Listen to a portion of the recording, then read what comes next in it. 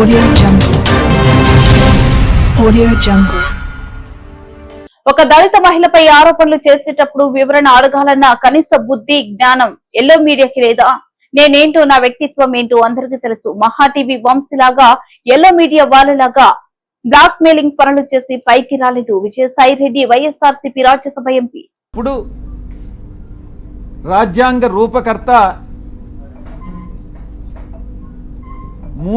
4 స్తంభాల్ని నిర్మించారు. 1 parliament, 2 bureaucracy, judiciary, ఆ తర్వాత మీరు 4th పిల్లర్ ప్రెస్.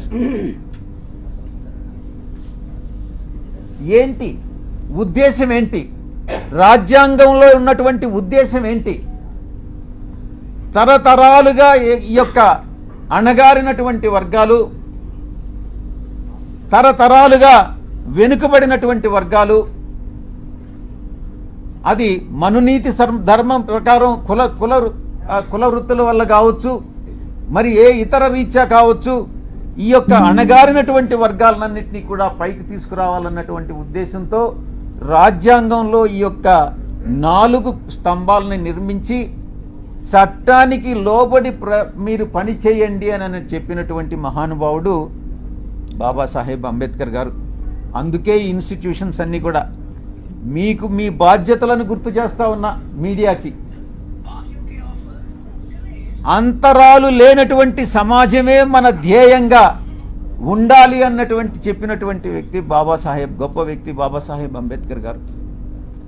ఇక అణగదొక్కబడినటువంటి కులాలని ఒక షెడ్యూల్డ్ కులాలుగా పెట్టి, ఒక షెడ్యూల్లో పెట్టి వాళ్ళకి రిజర్వేషన్స్ పాటించమనని, ఆ బాధ్యతని గుర్తు చేయడానికే ఈ బ్యూరోక్రసీ, జ్యుడిషియరీ, ఈ యొక్క పార్లమెంట్ అన్నటువంటి దాన్ని ఆయన రూపొందించడం జరిగింది. దాంట్లో మీ పాత్ర కూడా ఉంది. ఈ రిజర్వేషన్స్ని పాటించేటట్టు ఈ యొక్క ఇన్స్టిట్యూషన్స్ అన్ని చేయాల్సినటువంటి బాధ్యత మీ మీద కూడా ఉంది.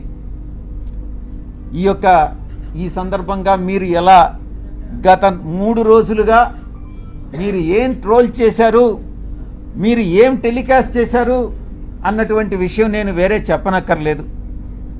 ఎవరికి మీరు ద్రోహం చేసింది?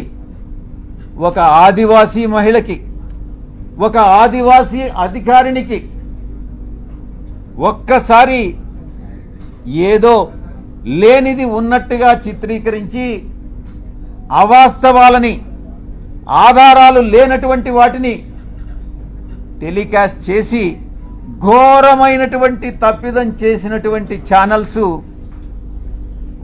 మొట్టమొదటిది మహా న్యూస్. నన్ను డిస్టర్బ్ చేయొద్దు. నేనంతా పూర్తి చేసిన తర్వాత నువ్వు ఏదైనా అడుగు, నేను చెప్పేదానికి సిద్ధంగా ఉన్నా.